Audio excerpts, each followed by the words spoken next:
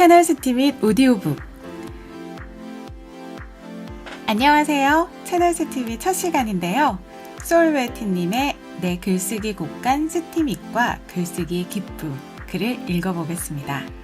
저는 이 글을 여러 번 읽으면서 소울메이트님이 참 따뜻한 분이라는 생각이 들어서 좋았어요. 자, 그럼 시작합니다.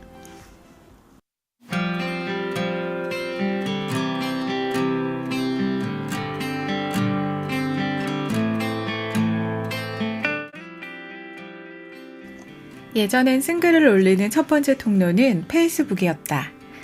페이스북에 먼저 올린 글을 다른 SNS로 옮기곤 했다. 지금은 그것이 바뀌었다. 쓴글을 첫 번째로 게시하는 통로는 이곳 스티밋이다. 스티밋에 올린 글 중 어떤 건 페이스북에 올리기도 하고 어떤 글은 손봐서 신문 칼럼으로 기고한다. 거의 매일 글을 쓰는 이곳이 내 글의 곡간인 것이다. 올해 초 우리 지역의 신문에 칼럼을 기고하게 되었을 때 몇몇 지인들이 한 달에 한 번이지만 칼럼을 쓴다는 게 부담스럽지 않은지 물어왔다. 하루도 빠짐없이 스티밋에 글을 올리던 난 전혀 부담스럽지 않다고 대답할 수밖에 없었다.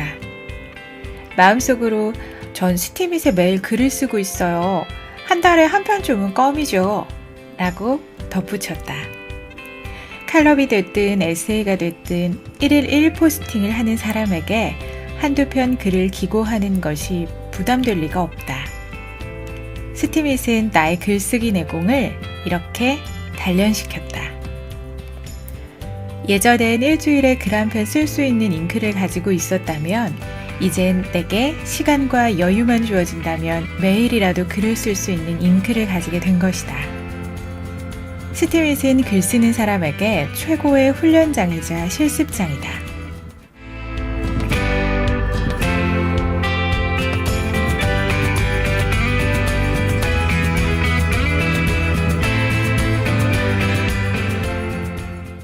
스티밋을 하고부터 페이스북에서 꾸준히 내 글을 읽고 좋아해주던 패친들에게 늘 미안한 마음이 있다.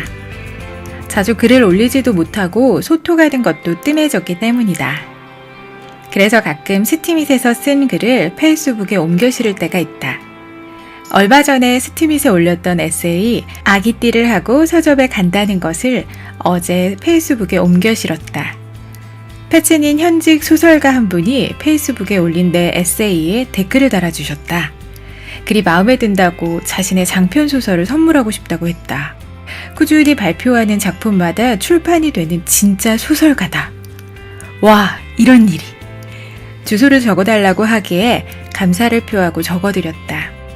며칠 내에 소설가가 직접 보낸 책 택배를 받게 될 것이다. 조만간 그 책의 리뷰를 실게 될 거다. 그러고 보면 매번 내 글쓰기에 새로운 전기를 마련해준 공간은 페이스북이었다. 신문사에 칼럼을 기고하게 된 것도 내 글을 좋아하던 패친 중 한 명이 마침 칼럼 필진을 찾고 있던 신문사에 나를 추천해 주었기 때문이고, 이곳 스티밋에 입성하게 된 것도 페이스북에서 내 글을 보던 패친의 안내가 있었다. 다음엔 또 어떤 일이 있을지 기대되고 설렌다. 다음에 있을 새로운 전기는 이곳 스티밋에서 만들어질지도.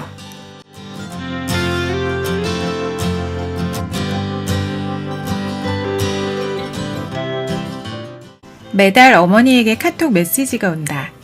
어머니는 이번 달 칼럼은 실렸니? 하시며 링크를 보내달라 하신다. 지역 신문사긴 하지만 우리 지역에서 가장 오랜 역사를 살아가는 일간지를 발행하는 신문사에서 내 글을 보고 연락을 해줬다. 비록 무보수 명예직이지만 담당 기자에게 칼럼 제의를 받았을 때 내 글을 더 많은 사람들이 읽는다는 생각에 무척 기뻤다. 세 번째 칼럼이 나오는 이 시점에 내가 느낀 기쁨은 처음만 못해졌지만 어머니가 느끼는 기쁨의 강도는 더 커지는 모양이다. 어머니는 5자매 중 맞이이다. 이모부들은 대기업 임원, 중소기업 사장, 공기업 고위직 등으로 형제들은 경제적으로 가정적으로 무엇 하나 부러울 게 없이 살고 있다.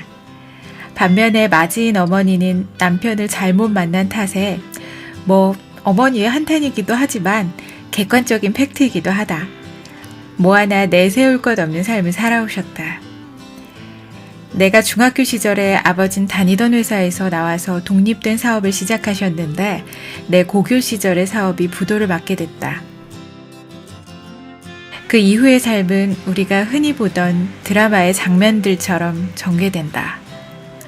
아버진 끝내 재기하지 못하셨고 어머니는 남부럽지 않은 삶을 살아가는 이모들의 가정을 보며 왠지 모를 위축감을 느끼셨을 것이다. 내가 뒤늦게 교사가 된 것이 어머니에겐 위축감과 비교의식을 조금 덜어낼 수 있는 희소식이었고 내가 지역신문에 칼럼을 실게 된 것도 그것과 맥을 같이 하는 기쁨이 되고 있는 것이다. 어머니는 매번 내가 쓴 칼럼이 나올 때면 주변 사람들에게 전파하느라 바쁘실 것이다. 어쩌면 내가 쓴 글에 아무런 관심이 없는 사람들도 어머니가 들이미는 글을 억지로 읽고 미소를 보일지도 모른다. 의도치 않게 누군가에게 내 글이 민폐가 될지도 모른다는 생각도 든다. 내 글이 다른 사람에게 좋은 영향을 줄 때 난 희열을 느끼곤 하지만 무엇보다 나의 글쓰기가 어머니를 기쁘게 한다는 사실에 또 다른 종류의 뿌듯함을 느낀다. 기울어진 가문을 일으키거나 뿔뿔이 흩어진 가족을 한데 모을 수 있는 경제력을 가지진 못했지만 나와 내 글이 어머니의 자랑거리가 된다는 것이 감사하다. 지난 2, 3년 페이스북에 글을 쓸 때 아무런 금전적인 보상도 없었지만 순수한 기쁨을 누렸다. 지금처럼 앉기만 하면 글을 쓰던 시절이 아니었고 생활하다 영감이 떠오르면 글을 썼기에 한 달에 2-3편 정도의 에세이를 올릴 수 있었다. 지인이면서 패친인 분들과 또 일면식도 없지만 패친인 분들이 내 글을 보고 좋아요를 눌러주고 댓글을 달아줄 때 사는 재미를 느꼈달까?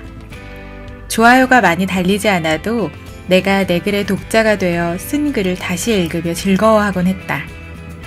그것만으로도 마음이 충만해지던 시절이 있었다. 스팀잇은 어쩌면 내가 꿈꾸어 오던 내게 최적화된 플랫폼이다. 매일 나를 다그치고 보상을 주며 동기부여를 해준다.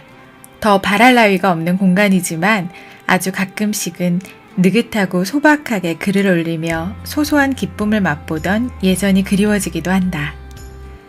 하지만 이건 아주 이율배반적인 감정이다. 그럼 스팀잇을 모르던 그때로 돌아가면 좋겠냐고 물으면 NO! 당연히 NO다. 난 이곳이 좋고 이곳에서 만난 정겨운 이웃들이 좋다. 내 글쓰기 항로가 또 어디를 향할지 어떤 전기가 마련될지 알 수 없으나 스팀잇은 내 글쓰기 인생에서 가장 큰 격변이 일어난 곳으로 기록될 것이다. 앞으로도 글쓰기를 통해 이만한 기쁨을 줄 곳은 이만한 글쓰기 동지들이 있는 곳을 또 찾기는 어려울 테니.